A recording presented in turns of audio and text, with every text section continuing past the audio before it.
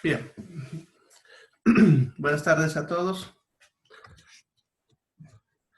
Vamos a empezar el seminario sobre cardiopatía isquémica. Bien. Si tienen alguna duda, en cualquier momento pueden detenerme para que respondamos la duda, ¿ya? Pueden hacerlo también a través del chat, ¿no? Para escribir ahí su pregunta y les voy respondiendo en los espacios que tenemos, ¿ya? Bien, lo he organizado en 3 sesiones.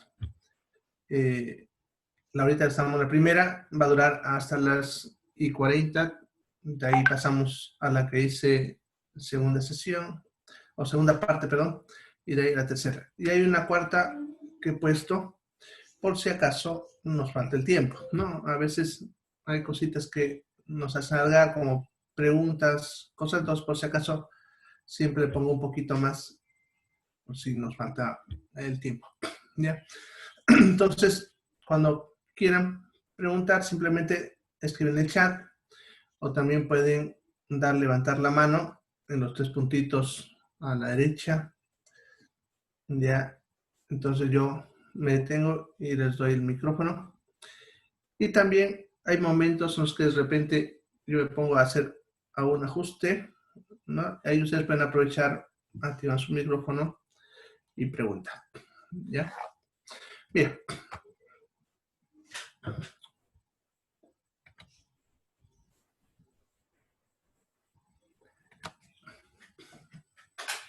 Bien, entonces la cardiopatía isquémica,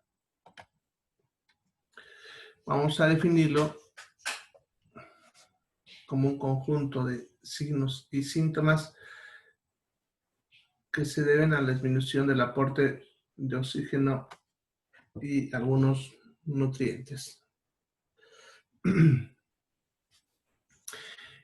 Bueno, en sí, la palabra isquemia se define como la disminución de circulación sanguínea en un tejido.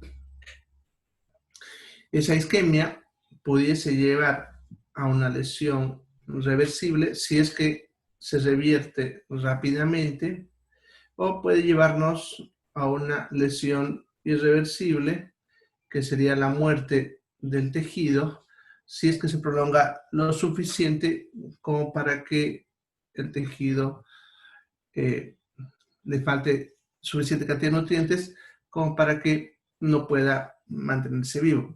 ¿Ya? A eso le definimos como infarto. ¿Ya? Entonces, algunas aclaraciones aquí que isquemia no es igual a infarto o a tejido muerto. Isquemia simplemente es cuando disminuye aporte de nutrientes y oxígeno.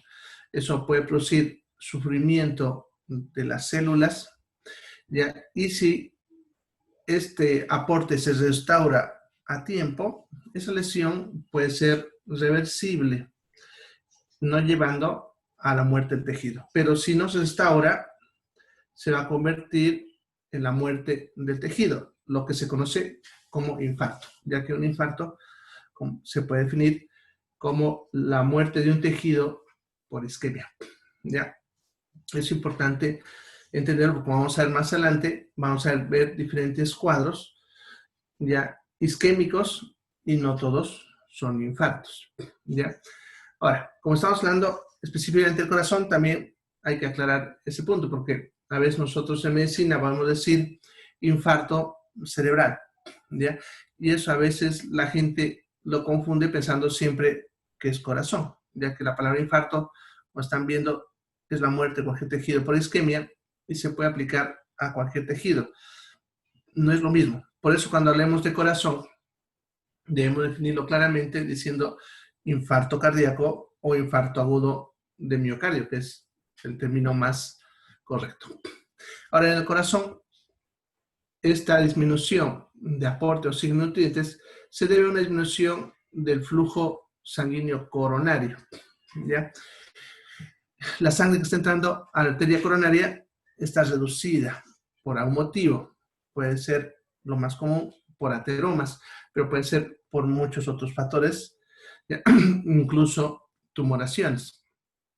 Ahora, esta disminución de flujo no siempre puede ser total para que llegue a un infarto. Por eso está aclarando aquí por debajo del umbral miocardio requerido. Eso significa que puede que la obstrucción permita el paso de algo de sangre, pero no lo suficiente como para mantener vivo a ese tejido, ¿ya? O incluso lo puede mantener vivo en situaciones en las cuales no se exige esfuerzo, ¿ya? ¿Qué es lo que pasa? Por ejemplo, hay personas que tienen la parte del miocardio hipertrofiado, significa aumentado de tamaño, ¿ya? Lo cual hace que tenga más requerimiento de nutrientes. De repente esa persona, estando en actividades sedentarias, moverse, caminar, no le trae ningún problema. Pero si hace un poco de alguna actividad como un ejercicio, ese tejido necesita más nutrientes. Y si la arteria no está en capacidad para dárselo, puede empezar a entrar en isquemia, ¿ya? Lo mismo puede pasar en un corazón normal, donde su arteria está parcialmente obstruida. La cantidad de sangre que pasa sirve para dar nutrientes sin que ese tejido exija mucho. Pero si de pronto esa persona tiene que hacer alguna actividad, ya aún ponle un ejercicio intenso, entonces el corazón, al aumentar su requerimiento, necesita que le llegue más sangre, pero no puede porque hay una obstrucción parcial, y entonces también puede que entremos en isquemia, ¿ya? Bien, entonces,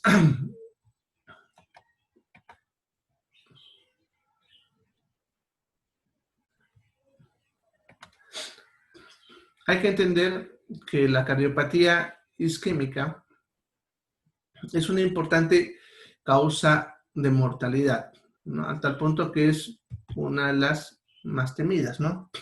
Ustedes saben muy bien que incluso cualquier persona que pierde la conciencia, a veces ya la gente dice, es un infarto, ¿no? Aunque no sea, es porque en la misma mente la gente ya es una importante causa de muerte, ¿ya?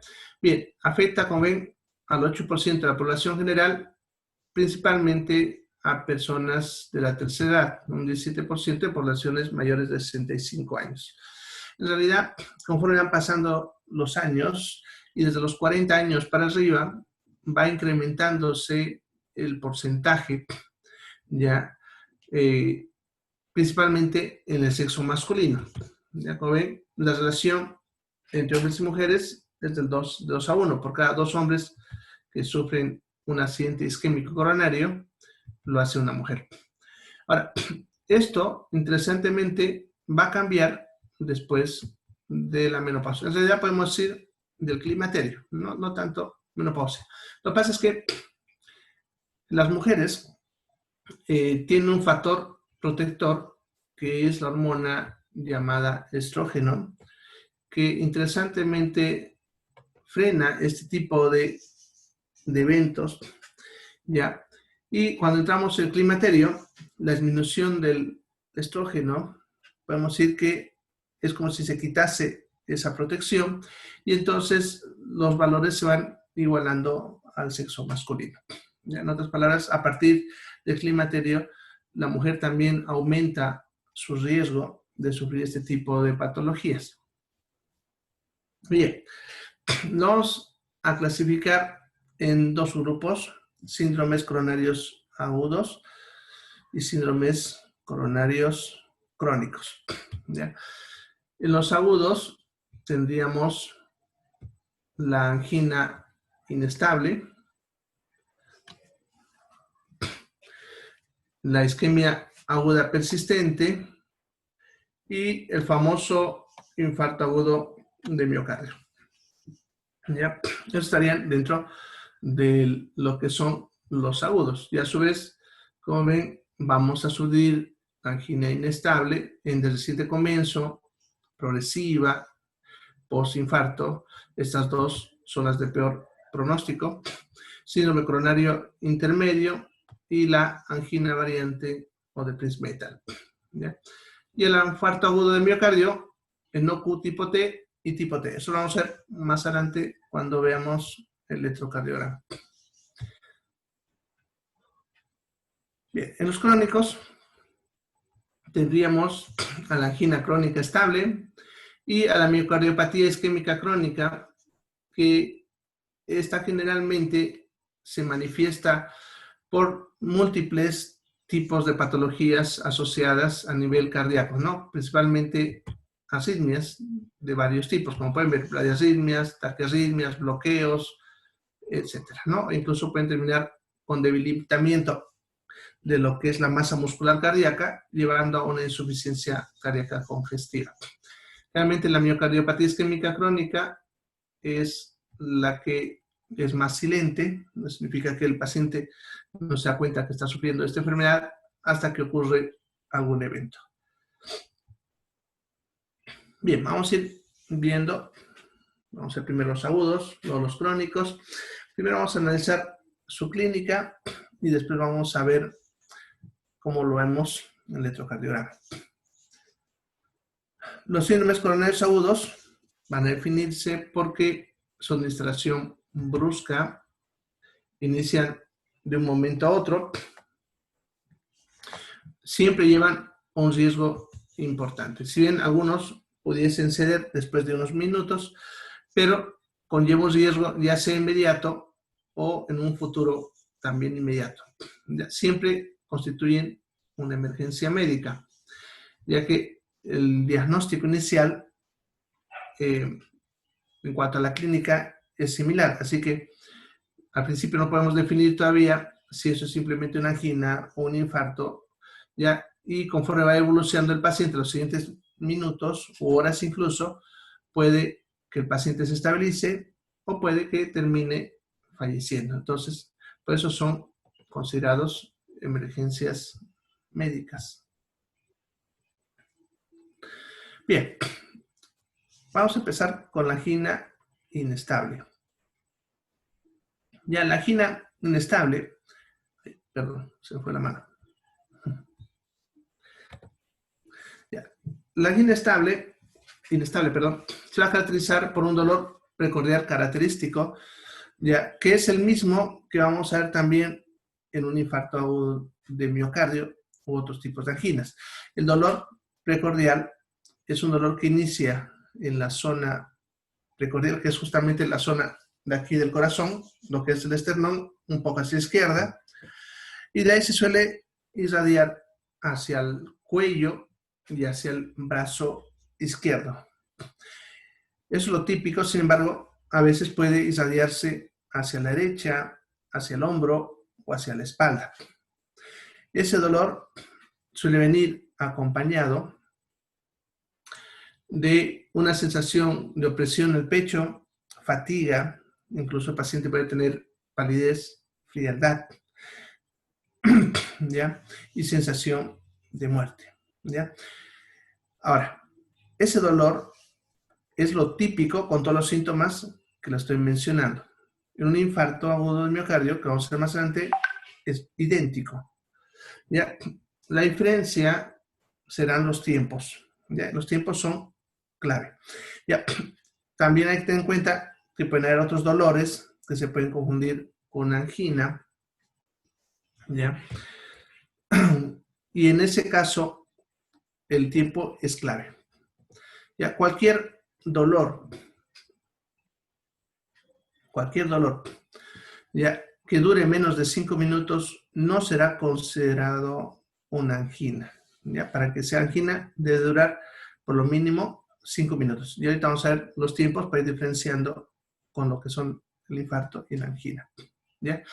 Bien, vamos a ir viendo los diferentes tipos de anginas. Sin embargo, lo que lo caracteriza a la angina inestable es el hecho de que ese dolor va a aparecer en cualquier momento.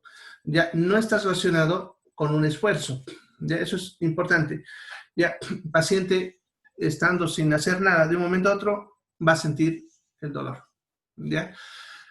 Puede no tener antecedentes de infartos previos, pero la clave es eso, ¿no? Por eso justamente le llamamos inestable, porque no tiene una característica típica que nos diga o nos advierta que pueda pasar. Para el diagnóstico de este tipo de angina, es importante ver lo que es el electrocardiograma, ¿ya? Sin embargo, las anginas, y eso, como les decía, en cuanto al infarto, para adelantar un poquito, el tiempo es la clave, lo que les decía, ¿ya? Una angina generalmente suele durar menos de 20 a 30 minutos. Si pasa ese tiempo, se considera ya un infarto agudo del miocardio, ¿ya? Por lo tanto, vamos a tener un paciente que tenga una angina, ¿ya? Y le dura unos 10 minutos y pase, ¿ya? Por lo tanto, cuando acude al médico, no tendremos una herramienta para poder diagnosticar la angina más que la clínica, ¿ya? Ahora, si en el momento que sufre la angina le hiciésemos un electrocardiograma, pillaríamos justamente los datos que menciona ahí, que es la elevación del segmento ST, inversiones de la onda T, ya que lo vamos a ver más adelante ya en electrocardiogramas que tengo ahí para mostrarle, para que vean, ya. Pero esto solamente se vería si lo pillamos en el momento de la angina, ¿ya? Como muchas anginas no llegarán en el momento, sino el paciente seguro sufrirá esto, pasar 10-15 minutos y mejorará, y por lo tanto cuando llegue a nosotros ya esté todo normalizado, ¿ya? Entonces, para un mejor diagnóstico en pacientes con sospecha de angina inestable, es mejor usar un estudio que se llama Holter, que es un monitoreo electrocardiográfico continuo. Consiste en conectar un electrocardiógrafo al paciente, pero es un electrocardiógrafo portátil, ¿no? Que tiene como una grabadora que se suele llevar en la cintura o en el bolsillo, dependiendo del modelo, y se lo coloca por 24 horas, ¿ya? En ese tiempo se observará como el aparato va a grabar por 24 horas, entonces vamos a ver todos los eventos del corazón que pasen en ese tiempo, ¿ya? Este tipo de estudio nos permite diagnosticar una buena cantidad de pacientes con este tipo de patología. Bien, ahora vamos a ir viendo la clínica, los síntomas, dependiendo del tipo de angina, ¿ya? Vamos a ver primero la angina inestable de reciente comienzo, ¿ya? Bien. Entonces, este dolor va a aparecer en cualquier momento. Ya sabemos lo que se menciona. Debe ser menor a 20 minutos. Si dura más de eso, ya no es considerado una angina, ¿ya? Si dura más de eso, lo que hay que tener en cuenta es que puede ser un infarto agudo del miocardio. Entonces, la clave es el tiempo. Ahora, lo que sí, para este tipo de angina de reciente comienzo, esta duración debe ser más o menos constante. ¿A qué nos referimos con eso? O sea que si le dura 10 minutos, más o menos le va a dar cada episodio también lo mismo. Digo más o menos porque tampoco es exacto, ¿no? Puede que dure 9 minutos, luego 11 minutos, pero así. Eso es importante para diferenciar de la siguiente, ya que vamos a ver ahorita. Entonces, el paciente va a tener estos cuadros que duran menos de 20 minutos. También debe ser menos de 3 meses de evolución. O sea, que él nos refiera a haber tenido ningún evento similar antes de 3 meses hacia atrás. ¿Ya? Bien. La siguiente sería la angina progresiva.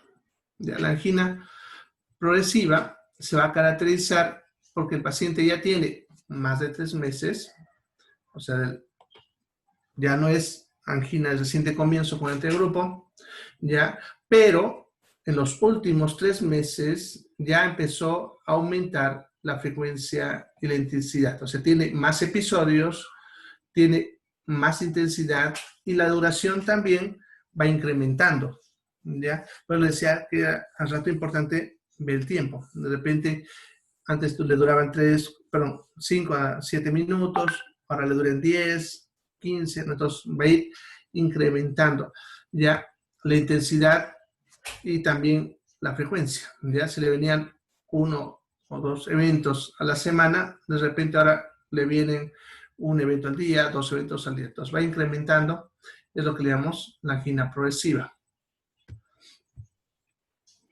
Bien, la angina postinfarto, bueno, como su nombre mismo lo dice, tiene que haber ocurrido posteriormente a un infarto, ¿no? Es la clave.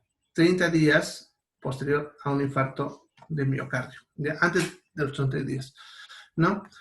Va a aparecer generalmente dentro de las primeras 24 horas, pero puede aparecer, como está viendo, hasta 30 días. Después de eso, ya no entraría clasificado en este tipo de angina.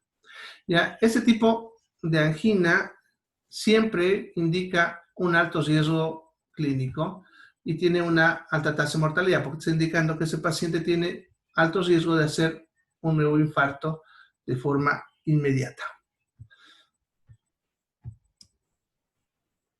Bien, el síndrome coronario intermedio ya, es un cuadro que es lo que la gente le suele llamar el preinfarto. ¿Ya? Es también un estado de isquemia en el cual el paciente va a tener un cuadro muy parecido a una angina, pero con la diferencia que va a ser mucho más prolongado. ¿Ya? Sin embargo, se va a resolver ya antes de que entre un infarto, ya sea de forma espontánea o bajo medicación. ¿Ya? Acuérdense que para que se defina una angina, habíamos hablado del tiempo 20 minutos. Entonces, para decir síndrome coronario intermedio, deben que haber pasado los 20 minutos, pero se resolvió antes de los 30. ¿Ya? Porque si pasamos de los 30, ya eso es un infarto agudo de miocardio. ¿Ya? Este tipo de paciente produjo una lesión reversible en las células, pero ya con daño suficiente como para que las células incluso empiecen a liberar enzimas. ¿Ya? Eso en la clínica, con la angina, es uno de los datos importantes. ¿Ya? En la angina, las células no han sufrido lo suficiente como para liberar enzimas, ¿ya? Por lo tanto, si les hiciese una prueba de enzimas, que más adelante vamos a ver cuáles son, ya me darían normal. En cambio, en este caso, me darían positivo, pero no muy elevado. Como están viendo, dice no más del 50% de los valores normales. O sea, estaría elevado, pero podemos decir no mucho, ¿ya? Lo cual nos indica que sí, las células sufrieron lo suficiente como para que pase esto, pero no llegaron a morir. La respuesta al tratamiento, que para el tratamiento de este tipo de drogas usamos los nitratos, es variable. Puede ser que funcione o no. Ahora, este tipo de paciente, y eso es importante tenerlo, siempre es de alto riesgo clínico. Por eso incluso, como decía, le suelen llamar el preinfarto, porque te está avisando que este paciente está en alto riesgo de hacer un infarto en las siguientes horas o días. ¿Ya? Bien. Luego tenemos la angina variante.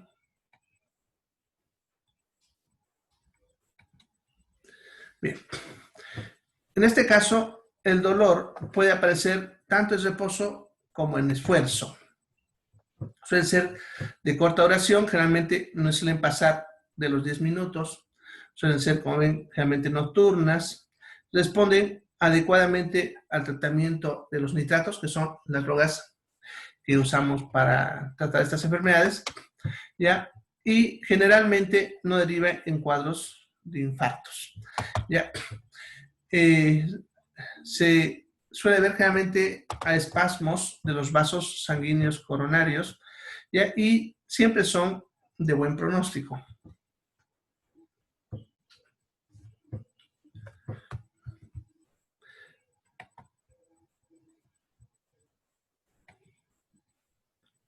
Bien.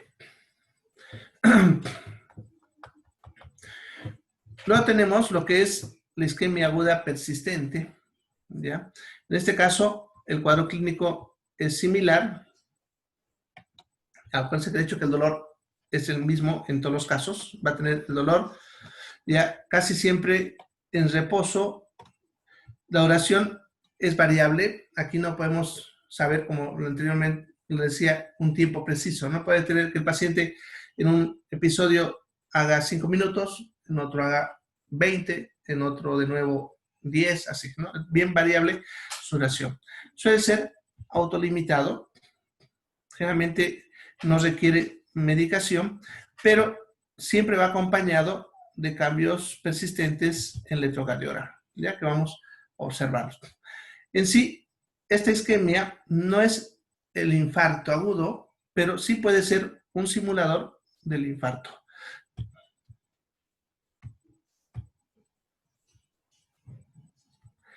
Bien, el infarto agudo de miocardio, ¿ya? Va a tener el mismo cuadro, como he dicho, es dolor anginoso típico, generalmente en reposo, no es la regla, pero generalmente es así. Y la clave, como les mencionaba, mayor de 30 minutos. Acuérdense que el tiempo, le estaba mencionando, era clave para poder diagnosticar esto. Suele asociarse con gran angustia, desosiego, sensación de muerte, palidez, frialdad, bueno, y otra sintomatología dependiendo de la gravedad del infarto, ¿ya? Entonces, dependiendo de eso, pudiésemos nosotros evaluar mejor al paciente, pero lo clave es un dolor que dure más de 30 minutos de duración, ¿ya? Generalmente este tipo de pacientes suelen tener al mismo tiempo una elevación de la presión sanguínea, lo cual sería un buen pronóstico, pero también podemos tener pacientes que tienen una disminución de la presión sanguínea, ¿ya? En este caso, serían casos de mal pronóstico, ¿no? Porque realmente eso te está indicando que el corazón no va a poder responder.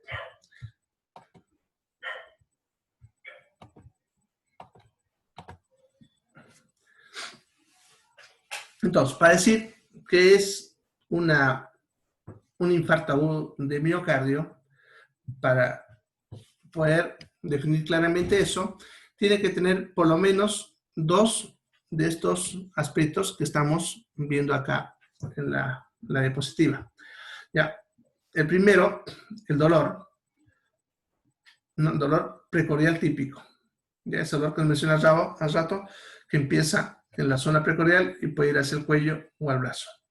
Tiene que tener alteraciones electrocardiográficas específicas, que lo vamos a ver más adelante, como alteraciones de las ondas Q o alteraciones del segmento ST y la onda T que sean compatibles con isquemia. Y por último, el incremento de las enzimas cardíacas, ¿ya? Son varias las enzimas cardíacas, ahorita vamos a hablar de ellas, pero cualquiera, como por ejemplo esta. Si nosotros tenemos elevación de cualquiera de las enzimas cardíacas asociado al dolor precordial, aun cuando no tengamos alteraciones electrocardiográficas, podemos definir como infarto agudo del miocardio. ¿Ya? Eso es importante tenerlo porque no siempre todos los infartos agudos del miocardio pudiesen tener una alteración electrográfica notoria.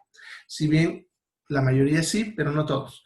Y a menos también en los primeros minutos y horas, en algunos también las enzimas no juegan un papel muy importante y ahí es donde el electrocardiograma nos ayuda bastante. Ya, realmente el electrocardiograma es que nos va a ayudar al diagnóstico más rápido en las primeras horas. ¿Ya? Bien, las enzimas que más usamos para el diagnóstico serían lo que es la CPK, la creatina fosfoquinasa, ¿ya? En su variante MB, ¿ya? Porque hay dos variantes. Aquí nos interesa es la MB. Ya, esta es muy buena para el diagnóstico de infarto de miocardio. Sin embargo, su valor, como pueden ver, se incrementa recién de 8 a 24 horas después de que ha ocurrido el evento. O sea, si el paciente llega con 4 horas de evolución, este valor me va a dar todavía negativo. Por eso le decía que el electrocardiograma juega un papel muy importante en las primeras horas. ¿Ya?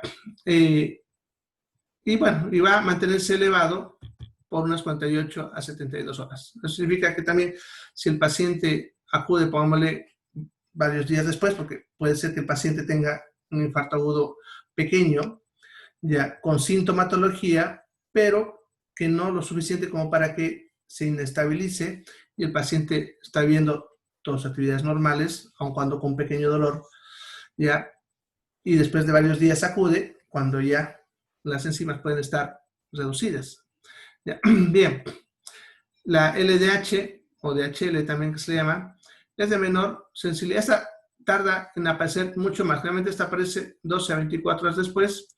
Nos sirve para también ayudar a corroborar el diagnóstico, principalmente porque esta también tarda en desaparecer un poco más, ¿no? De 3 a 5 días. Las aminotransferansas, la TGO-TGP, que se pueden usar también, pero no son muy específicas. Bien, hay otras que no están acá, las troponinas, que son también de mucha utilidad, ya que la troponina se suele elevar a partir de las 4 horas. Entonces me da un poco más de margen, si ustedes quieren, que la CPK que empieza a las 8 horas.